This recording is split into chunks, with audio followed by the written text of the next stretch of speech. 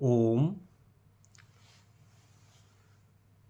स्वास्थ्य प्रेमियों, योगियों एवं ज्ञान के पिपासुओं, सत्संग के पिपासुओं, पतंजलि योग सूत्र में समाधिपाद भक्ति का मार्ग भी बताता है। पर इस भक्ति में जो हमारी चित्त वृत्तियाँ हैं वो गलत और धारणा में फंस जाती हैं, जिससे हमारे अंदर अशांति उत्पन्न हो जाती है, अविश्वास उत्पन्न हो जाता है। तो पतंजलि ऋषि ने पहले ही इसके प्रति सचेत किया है कि चित्त वृत्तियाँ कैसे प्रभावित होती हैं। तो हम पतंजलि ऋषि के 9वें सूत्र की ओर चलते हैं। शब्द ज्ञान अनुपाति वस्तु शून्यो विकल्प। शब्द ज्ञान मतलब केवल शाब्दिक ज्ञान, केवल अर्थ जान लिया, किसी के बात को सुन लिया, ये शाब्दिक ज्ञान है। अनुपाति मतलब अनुसरण करने वाला, मानने वाला। वस्तु शून्य वो ज्ञान हुआ नहीं है, घटित नहीं हुआ है। विकल्प कल्पना करना। केवल शाब्दिक ज्ञान के आधार पर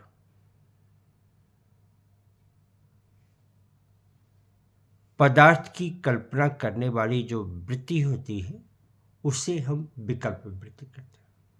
ऐसा कई बार होता है जब हम किसी मुंह से सुने, आंख से सुने, कान से देखें, वो घटना को ही हम वास्तविक रूप माने, जबकि ये हो रहा है थोड़ी देर के लिए, और हम उसके ऊपर काफ़ी कल्पना करके, अनुमान लगा के कुछ निर्णय ले लेते हैं।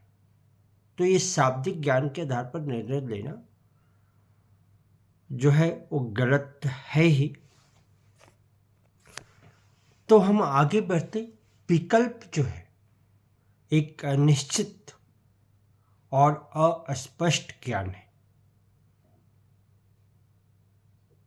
तो पतंजलि ऋषि ने कितने आगाह किया है कि केवल कल्पना के आधार पर दो आदमी को बातचीत करते हैं। आप देखिए सत्संग में हम वहाँ पर रहते हैं, हम महाभारत की बात करते, केवल सुनते हैं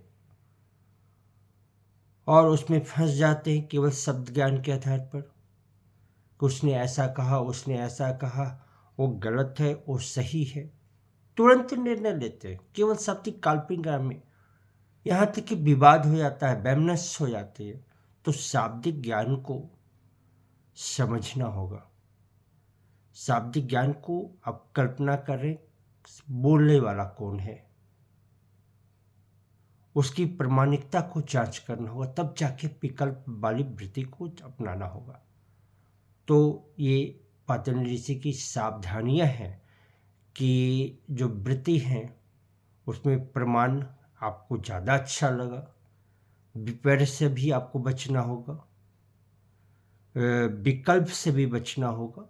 तो पतंजलि ऋषि ने कितनी छोटी छोटी बात कही है कि, और ऐसे ही देखिए कि बहुत सारे लोग आपको मिल जाएंगे कि पतंजलि ऋषि कैसे थे। इसलिए हमने योग सूत्र की शुरुआत की कि पतंजलि ऋषि को समझे, जाने, पहचाने। पतंजलि ऋषि कहते क्या है उनको जीवन में अपनाने के प्रयास करें, ना कि केवल पतंजलि कहने से होगा। ओम हरिओम, धन्यवाद।